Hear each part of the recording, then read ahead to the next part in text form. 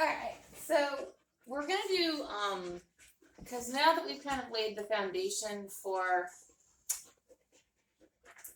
setting, okay, this is what we want, this is what we don't want, the next step is we're going to have to start a little bit of accountability, because what we want to do with him and with most dogs is we want to be able to take him to different places.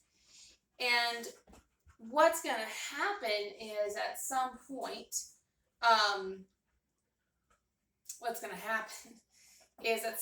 he's going to go into the real world, and there's going to be a situation where he may not want to do what we want him to do. And one of the best ways to kind of help the dog and teach them accountability is using something like a slip lead.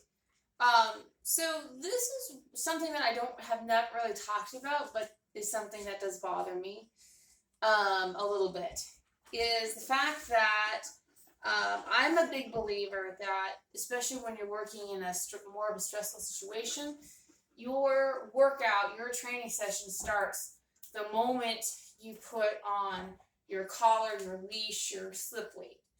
And if you're having to chase your dog around the house and kind of pin them in a corner and kind of like, NFL linebacker, just hug them, and you're already off to a bad start. So what I like to do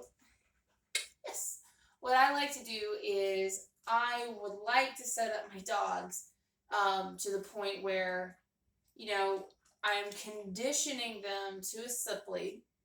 It's not the end of the world. It actually means that we're going to do some really cool things, right? And that's why I do kind of get a kick out of people that, say, well, the only reason why your dog likes a prong collar or an e-collar is because you've conditioned them to like it. Whether it be conditioning, classical conditioning, whatever you want to call it. And the answer is absolutely yes. But I think a lot of people starting off need to do this. Now, with puppies, it's pretty easy to do, and a lot of people do it without really thinking about it. Classical conditioning. So most pet people, for example, they're going to go on a walk, like, hey, we're going to go on a walk, or we're going to go for a ride in the car, and this dog sees the leash and they're like, oh yeah, hell yeah, I'm going to go, I'm going to do this thing. So, but you have dogs, and he's one of those that just hasn't really been taught what to do. Now, if I had any forethought, what I would have done is I would have put on his collar and an extra leash to do this exercise in his crate, because what I suspect he's going to do, he might panic. But I'm going to try to set him up so he doesn't, and I'm going to try to set him up so you guys can kind of sort of see, yeah, right there. All right. But he's like, hey, we're healing, we're doing stuff. So he remembers a lot of it, which is good. And he's got the moral support of the other dogs, which is great, right? So he's one that he has a really hard time. He may not have a hard time, I don't know. Yes. So I'm just going to pretty much gauge, because if you're trying to get a collar on him, I might eat my words with this session. Good boy. Yes, good boy. So what I'm hoping to do is I want to put this on him. And what I have noticed in putting on his collar and putting on a leash, just hooking the leash up to a collar that's already existing, like on him, he will run away. And I don't want him to do that. Boy, I want him to understand that. He's like, I want to tug. We're going to do another update on the tug thing. So we might be doing a couple of recorded sessions in one, depending on how this goes. But I'd love to see how advanced he's gotten. Okay. Yes. Good boy. He's like, yeah, we're going to tug. Okay. So what I'm going to do, I'm just going to approach it. Boy. Good boy. Good boy. Okay. Change it up and let him chase it a little bit. And then we're gonna bring him back over here. Wait, I was confused. I clicked. Yeah, I gotta work on that. Whoops. So it's the same principle as when we started with the clicker. I'm gonna bring him back over here.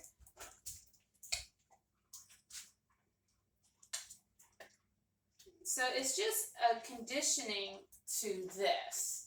What I don't want him to do is I don't want him to panic. So right here, this is a little bit of insecurity right here. You see how he's kind of dodging around. All right, I'm going to reward him for that. And what I kind of want to see him do is just relax a little bit. Boy, I love that he's really food motivated. He's really focused. Good boy. So that was a good boy. Yes. So I just use a little bit of that pressure to kind of like take him off.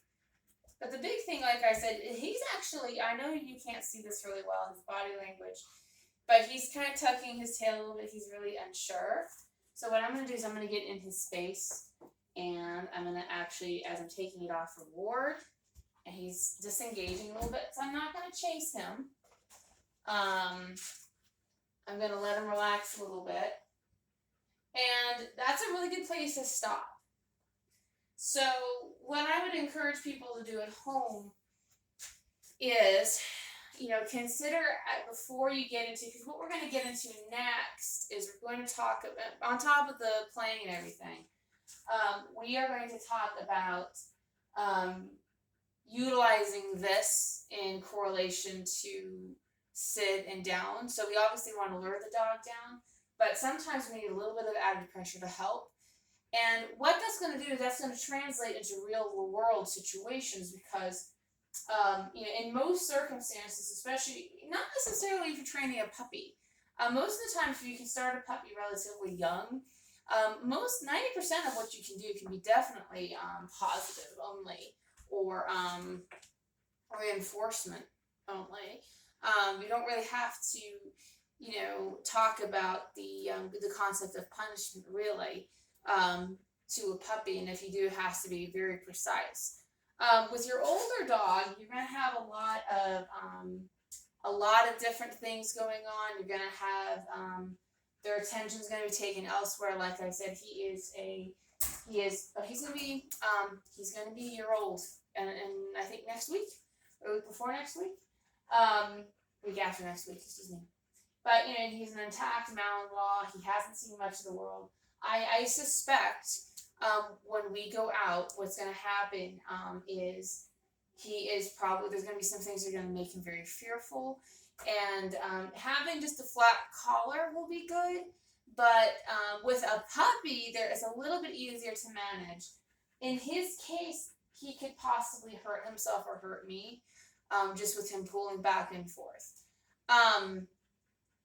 So what I don't want him, this is just going to be, it's not going to be a way of punishing him, but it's just going to be a way of communicating him. If you're afraid of that trash can, I got you. So this is a communication tool, just like anything else, that's going to offer reassurance. But with that being said, if he doesn't know what this is, and like I said, I start the sessions the moment I clip the leash onto the dog, the moment that I put a slip lead on the dog, whatever I'm putting on the dog. So the thing is, if you're starting off the session chasing your dog, cornering the dog, trying to wrestle the dog to put this on, and what I showed you, what I do, this is exactly what I do with puppies. I'm actually really proud of him. And you saw that he got uncomfortable. We ended on a good note. He actually chose, I'm done, and he put himself over there, and that's fine for now. Like, he's choosing the amount of interaction. I would much rather him tell me he's had enough doing this than throwing himself against the baby gate or, screaming and running around. So he's just stressed enough where he's uncomfortable, but he's not stressed enough where he's going into panic mode. And that's what we want. So we can build off of this, and then we can start doing more stuff. So like I said, I'll probably end up doing a couple of updates in a row, but that's something that especially when you're dealing with an older puppy, and I consider, even though he's almost a year, I consider anything over 4 or 5 months, I consider that an older puppy, because you have a lot of things that are already kind of ingrained, some behavioral traits and that kind of thing. So you kind of have a sense of what you're dealing with. So I'm going to walk over. I'm not going to put this on him. I'm just going to say yes, give him a cookie, why not? So that might be the session. And actually that for him tonight, that is going to be the session. Forgive my couch. It's had a lot of wear and tear. But that is going to be the session. And then we might do a little bit of play and then kind of see how he does and then come back maybe in a day or so and go to the next thing.